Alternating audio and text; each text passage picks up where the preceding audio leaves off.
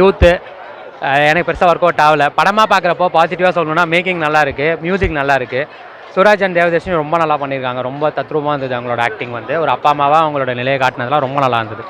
ஒரு படமாக பார்க்குறப்போ ஒரு மெசேஜ் இருக்குல்ல, அது மெசேஜ் வந்து எனக்கு பெருசாக ஒர்க் அவுட் ஆகலை. ஏன்னா படம் முழுக்க ஒரு தப்பான விஷயத்து படிப்பு தான், பெற்றவங்களோட காதல் தான் உண்மையான லவ், படிப்பு தான் முக்கியம் அப்படின்னு காட்டினதெல்லாம் ஓகே. அது படம் முழுக்க நீங்கள் எங்கேயுமே எஸ்டாப்ளிஷ் பண்ணவே இல்லையே. அவங்கள ஒரு கோமாளி மாதிரி தான் காட்டியிருப்பீங்க பெற்றவங்கள, அப்பாவை வில்லன் மாதிரி காட்டியிருப்பீங்க. படிப்பை எங்கேயுமே அவர் படிக்கிற மாதிரி கூட, ஒரு எக்ஸாம் எழுதுற மாதிரி கூட சீன் இருக்காது.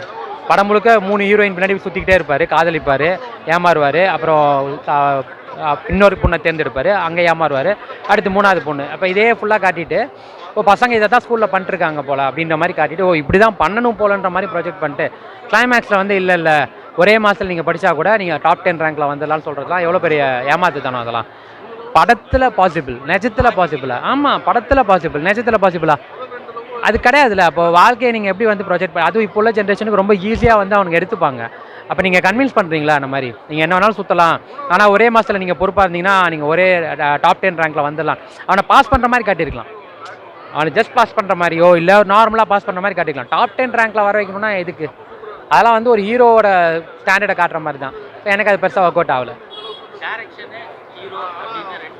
டைரக்ஷன் நல்லா பண்ணியிருக்காரு. ஹீரோவில் ஆக்சுவலாக டைரக்ஷன்லையுமே வந்துட்டு மெசேஜை கன்வின்சிங்காக கொடுக்கல, பட் டெபியூ மூவிக்கு நல்லா பண்ணியிருக்காரு. ஹீரோ வந்துட்டு அவரோட ஆக்டிங் ரொம்ப நல்லா பண்ணுவார். அசுரலாம் பயங்கரமாக இருந்ததுல, இதில் கொஞ்சம் அங்கே